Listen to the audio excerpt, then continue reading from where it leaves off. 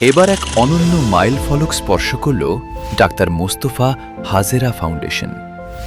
10 মে ঢাকার সেগুনবাগিচায় ঢাকা রিপোর্টার্স ইউনিটির সাগররুনি মিলনায়তনে আয়োজিত মিট দ্য প্রেসে রোহিঙ্গা সংকট নিরসনে কার্যকর বৈশ্বিক পদক্ষেপের জোরালো আহ্বান জানিয়েছেন ফাউন্ডেশনের চেয়ারম্যান ক্যাপ্টেন এ.কে.এম. গোলাম কিবরিয়া।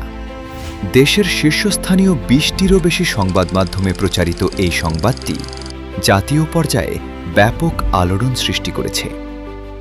উল্লেখযোগ্য গণমাধ্যমের মধ্যে রয়েছে the daily star, Kaler Kantho, Bangladesh Pratidin, DBC News, Bangla Tribune, Jugantor, Manabzamin, Somoy News, Ittefaq, Channel I Online, Kalbela, Nagorik TV, news now 24, কালবিন্দু, আমার দেশ বাংলা, অধিকার news, vision 24 TV, checkpost, daily লোকালয়, বিডি রিপোর্ট 24 এবং ডেইলি নিরপেক্ষ অনুষ্ঠানে ক্যাপ্টেন কিবরিয়া কুতুপালং রোহিঙ্গা ক্যাম্প 9-এ গত 5 থেকে 7 মে পরিচালিত ফ্রি মেডিকেল ক্যাম্পের বিস্তারিত অভিজ্ঞতা তুলে ধরেন।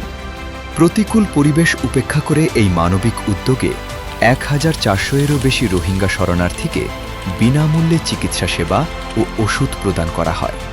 তিনি রোহিঙ্গা জনগোষ্ঠীর মানবেতর জীবনচিত্র তুলে ধরে স্বাস্থ্য, শিক্ষা ও মানবিক সংকট নিরসনে আন্তর্জাতিক সম্প্রদায়ের কাছে সুনির্দিষ্ট ও দূরদর্শী কৌশলগত প্রস্তাবনা পেশ করেন।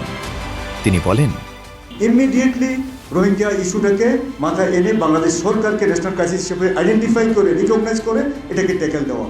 রোহিঙ্গা ইস্যুটিকে বাংলাদেশ সরকারের অবিলম্বে জাতীয় সংকট হিসেবে চিহ্নিত ও স্বীকৃতি দিয়ে কার্যকরভাবে মোকাবিলা করা প্রয়োজন।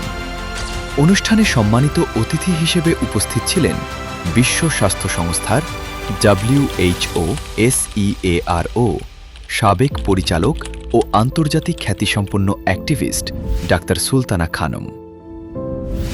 শীর্ষ সংবাদ মাধ্যমগুলোর এই প্রচার প্রমাণ করে যে ফাউন্ডেশনের সমন্বিত উদ্যোগগুলো দেশের হাজারো মানুষের মাঝে গভীর সাড়া ফেলেছে।